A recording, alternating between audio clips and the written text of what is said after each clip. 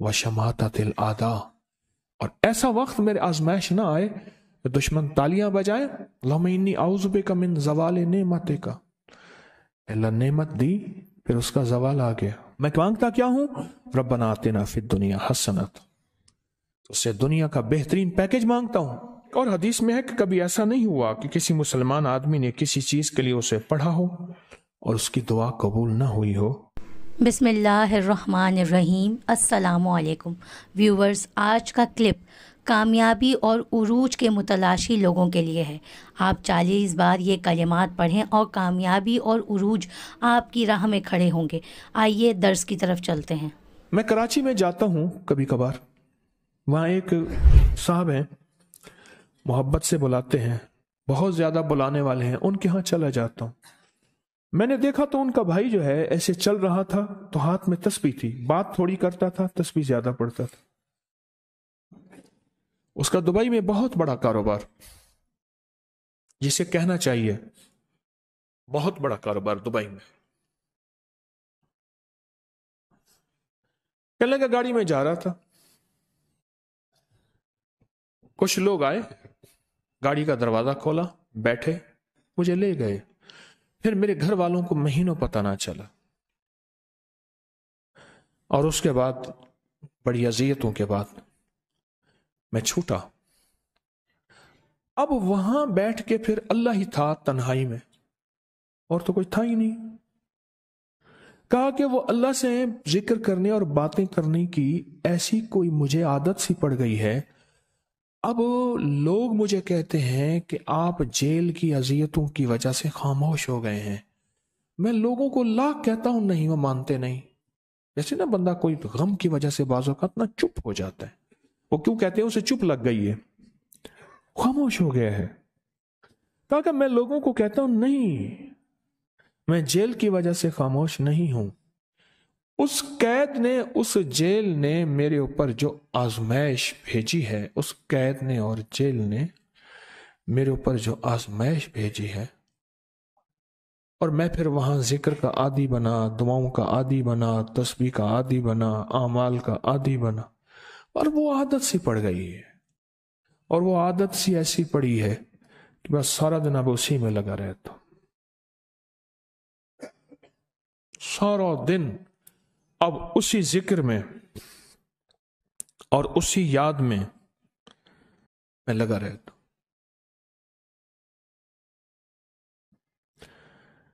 कहीं ऐसा ना हो हम भी अगर जिक्र से गाफिल हुए, तस्बीह से गाफिल हुए, खुदा ना खासा ऐसी आजमाइश आ जाए और फिर हम जिक्र और तस्बीह और आमाल के आदी बन जाएं। अल्लाह से आफियत मांगे। और अगर हमारी जुबानों पे तस्बीह जिक्र आ गया है आफियत के दिनों में, तो समझ लें ये उसकी अता है, ये उसकी नेमत है, ये उसकी करीमी है, ये उसका फजल है। उसने बहुत बड़ी आजमाइश से पहले हमारे ऊपर इतना करम कर दिया, उसका बहुत बड़ा करम है।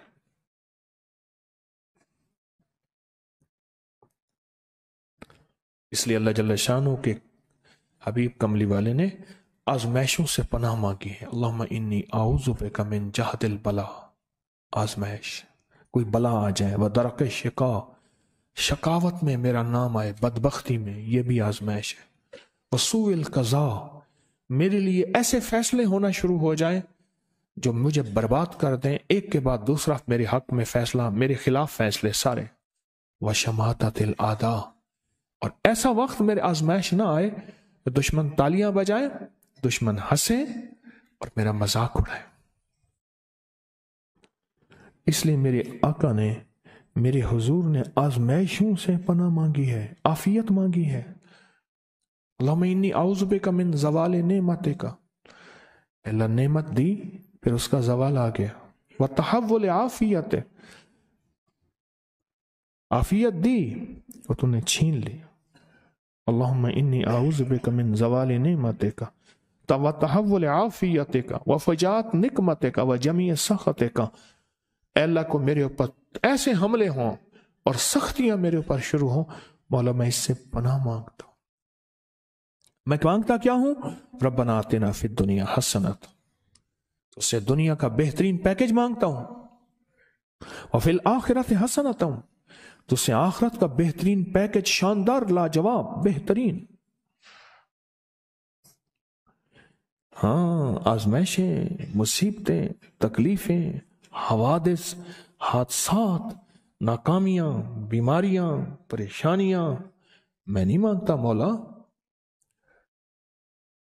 अल्लाहुम्मा इन्नी आऊज़ु बिका मिनल हम्म वल हुज़्न।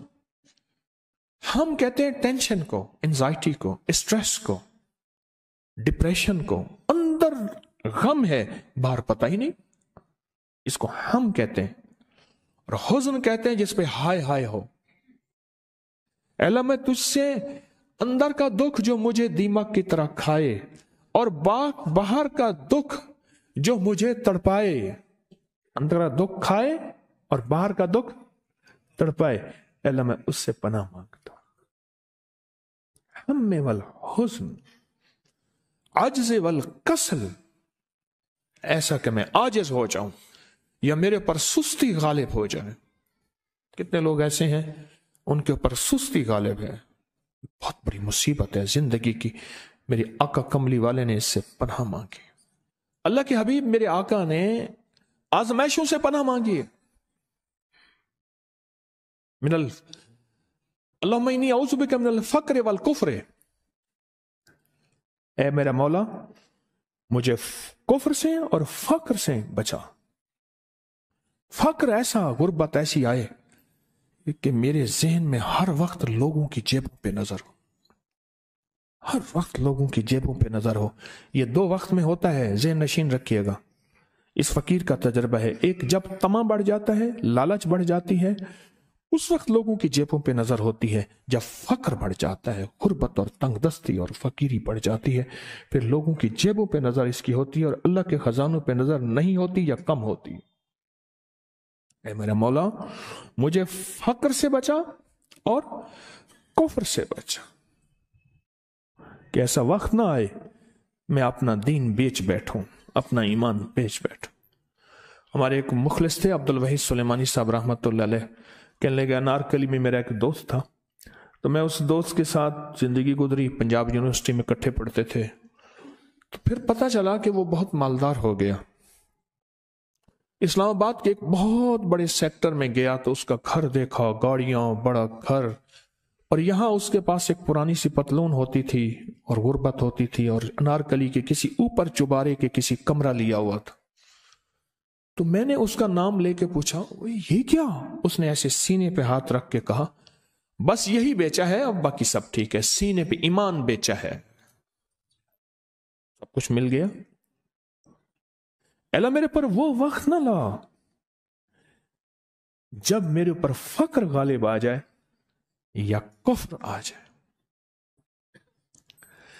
मेरे आका कमली वाले ने आजमाइशों से पनाह मांगी, और आप हजरात कितने खुशकिस्मत हैं, उसकी शान करीमी अल्लाह ने आजमाइशों से बचाए। और इंशाअल्लाह इन नाम की बरकतों से, इन दुआओं की बरकतों से, इन तस्बीहों की बरकतों से, इस अल्लाह के नाम लेने की बरकत से इंशाअल्लाह अल्लाह और आजमाइशों से बचाएगा।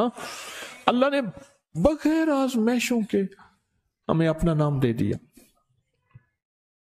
अपने नाम की तस्बीह दे दी, अपना जिक्र दे दिया, अपनी यादें दे दी। किसी जगह मुंह से अल्लाह निकल जाता है, कहीं रहमान निकल जाता है, कहीं बिस्मिल्लाह निकल जाता है। अबू अब्दुल्ला मगरबी फरमाते हैं, मैंने रसूलुल्लाह सल्लल्लाहु अलैहि वसल्लम को ख्वाब में देखा। अर्ज किया, मुझे अल्लाह से एक हाजत है, किस वसीले से दुआ मांगू? अर्ज किया, मुझे अल्लाह से एक हाजत है, किस वसीले से दुआ मांगू? कोई अमल बता दें, कोई वसीला बता दें आका। मैंने हुजूर से ख्वाब में सवाल किया, तो आपने इरशाद फरमाया, जिसको भी अल्लाह से कोई हाजत हो उसे चाहिए वो सजदे करे, यानी 2 रकात अदा करे और सजदे की हर रकात में 40 मरतबा आयत करीमा पढ़े, जो मैं अमल में बताया करता हूं। ला इलाहा इल्ला अंत सुब्हानका इन्नी कुन्तु मिनस सालिम। जब भी कोई मुश्किल हो, उलझन हो, परेशानी हो, कोई तकलीफ हो, कोई मसला हो, تو میرے حضور نے فرمایا کہ تو ایسا کر،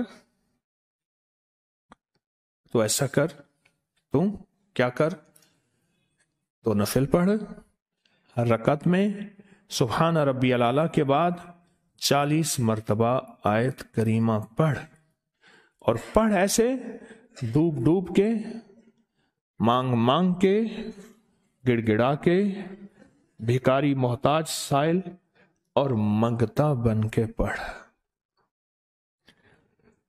اور حدیث میں آیا کہ کوئی مصیبت زدہ اس کو نہیں پڑھتا جس کی مصیبت دور نہیں ہوتی۔ آیت کریمہ کو فرمایا کوئی مصیبت زدہ اگر پڑھ لے اس کی مصیبت دور ہوتی ہے۔ اور ایک اور حدیث میں ہے کہ کبھی ایسا نہیں ہوا کہ کسی مسلمان آدمی نے کسی چیز کے لیے اسے پڑھا ہو اور اس کی دعا قبول نہ ہوئی ہو، اور اس کو ترمذی اور نسائی نے روایت کیا ہے۔ میرے آقا فرماتے ہیں کہ میں جب شب معراج میں میرا ایک شخص پر گزر ہوا جو نور عرش میں چھپا ہوا تھا، عرش کے نور میں اتنا ڈوبا ہوا تھا، خود چھپا ہوا تھا عرش کے نور میں۔ میں نے پوچھا یہ کون ہے، یا کوئی فرشتہ ہے؟ فرمایا نہیں۔ میں نے کہا تو پھر یہ کون ہے؟ فرمایا ایک انسان ہے،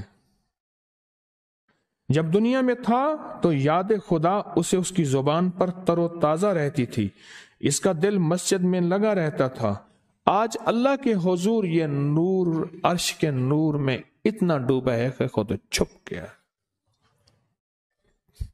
دو چیزوں کی وجہ سے، ایک اس کی زبان ہر وقت اللہ کی یاد سے تر و تازہ رہتی تھی۔